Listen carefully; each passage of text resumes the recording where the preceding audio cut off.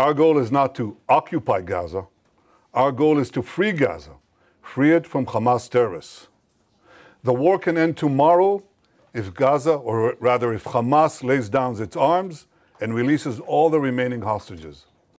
Last Thursday, Israel's Security Cabinet, instructed the IDF to dismantle the 2 remaining Hamas strongholds in Gaza City and the central camps. Contrary to false claims, this is the best way to end the war and the best way to end it speedily.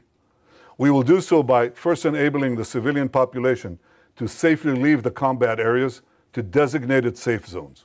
In these safe zones, they'll be given ample food, water, and medical care, as we've done before. Now, if we had a starvation policy, no one in Gaza would have survived after 2 years of war. But our policy has been the exact opposite. We let in, as I said, almost 2 million tons of aid and sent millions of text messages, millions of phone calls to Gazans to get out of harm's way.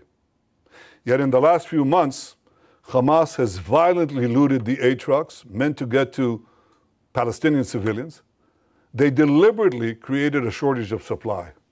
And the UN consistently refused, until recently, to distribute the thousands of trucks that we led into Gaza through the Kerem Shalom crossing.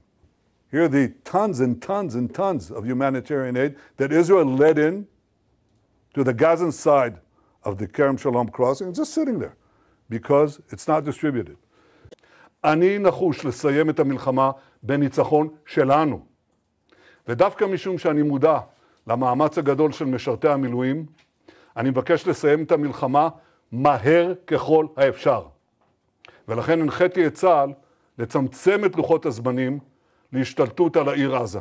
אנחנו הולכים לעסקה, לא לעסקה, לשחרור כולל של כל ה-20, במטרה להכריע את החמאס, ולדעתי זו הדרך היחידה האמיתית לעשות את זה. דיברנו על עסקה חלקית, חיכינו לעסקה חלקית, כל הזמן הוליכו אותנו שולל, טפטפו פה וטפטפו שם, והיו משאירים בידיהם הרבה חטופים, ובכלל לא ברור שהיינו רואים אותם. אני רוצה לראות את כולם, ואני מאמין שההכרעה זה הדרך לעשות את זה. בד בבד בעצירת המסעיות שהחמאס משתלט עליהן, ובעצם לוקח את החלק הארי אליו, כן? לוקח לעצמו, ואחר כך את השאריות, ה-leftovers, הוא מוכר במחירים מופקעים לאוכלוסייה הפלסטינית, ועל ידי כך הוא מגייס בעצם טרוריסטים, מחבלים חדשים.